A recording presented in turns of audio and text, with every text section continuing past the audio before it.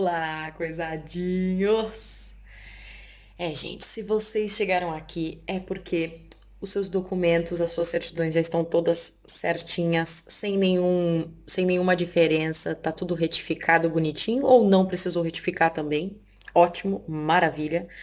Né, se você precisou retificar, pediu todas as certidões em inteiro teor retificadas. Se você não precisou, você só tá com a inteiro teor e já tá tudo beleza.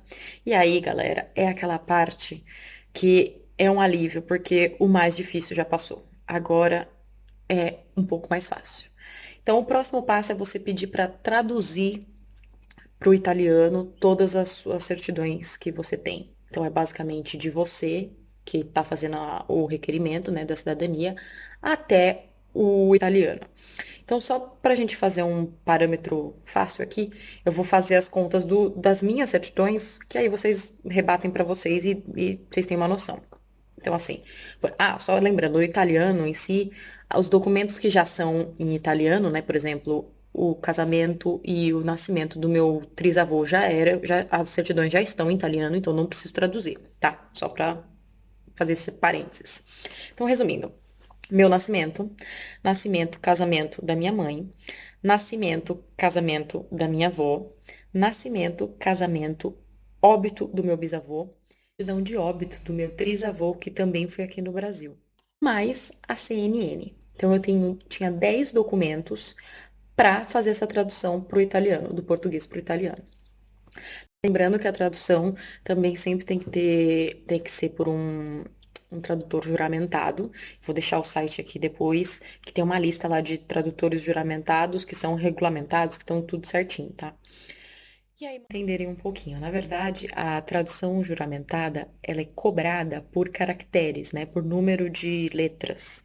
Então, tem certidão sua que vai ser um valor, tem certidão que vai ter outro valor, e então isso é muito, muito, muito, muito relativo e depende muito, porque ela é cobrada por número de caracteres. Então, se sua certidão for longa, comprida, né, e tiver várias retificações, ela vai ter um custo maior do que uma que não tem, entendeu? Basicamente isso. Vamos para esse tradutor.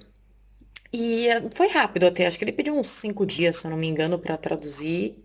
E, meu, tranquilo. Quando ele mandou de volta, né, as traduções, né, dos nossos 10 documentos, resumindo, veio mais 10 traduções. Então, no total, eu tinha 20 documentos, né? Tá, só pra. E aí, com esses 20 documentos, né, que é o original, mais a tradução, eu tenho que apostilar. O que que é apostilar? Já falei que é basicamente você validar esse documento para ter validade em outro país, né? Para você oficializar isso. Que funciona tanto do Brasil para a Itália como a Itália para o Brasil. E um pouquinho sobre a parte dos apostilamentos. A parte dos apostilamentos, o valor, ele, em cada estado, né, do Brasil, tem um valor fixo, né, determinado.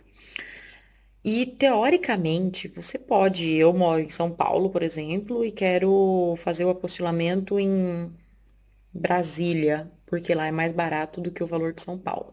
Mas eu não aconselho. Por quê? Tiveram algumas pessoas que, por exemplo, todas as certidões dos familiares dela eram do estado de São Paulo, por exemplo, o meu caso. E aí a pessoa, sei lá, quis economizar e resolveu apostilar em outro estado. Aí, quando chega aqui na parte da Itália, pode dar uma ziquezira. Por isso que eu não indico. Por quê? O oficial pode ver que tá todos os seus documentos, que é o de uma cidade, de um estado, e resumir e ver que os apostilamentos foram feitos em outra. Então ele pode supor, ou pode, sei lá, passar pela cabeça dele de pedir a não renúncia para dois estados, por exemplo. E aí o seu processo que ia demorar 1 mês pode demorar 3 meses. Então, aí vai da consciência de cada um, vai da sorte, do que quiser de cada um. Eu preferi apostilar tudo no estado de São Paulo, que foram onde todas as minhas certidões estavam, para não correr nenhum risco aqui na Itália. Apostilar, você manda também para um cartório para apostilar isso. E foi rápido também, acho que demorou 3 dias. Enfim, foi super rápido, bem tranquilo. E aí você tem que apostilar os 20 documentos, tá? É isso. E aí chega nas suas mãos os documentos todos apostilados. E aí, meu filho, é a hora. de tomar aquela breja e comemorar, entendeu? Porque tá acabando. Praticamente é a parte final da sua do seu sufoco, parte brasileira, tá? Porque tem outros sufocos depois, mas parte brasileira, esse é o ponto. Pois no próximo vídeo eu vou falar a última coisa que você tem que fazer no Brasil para poder ir embora ou mandar pro consulado.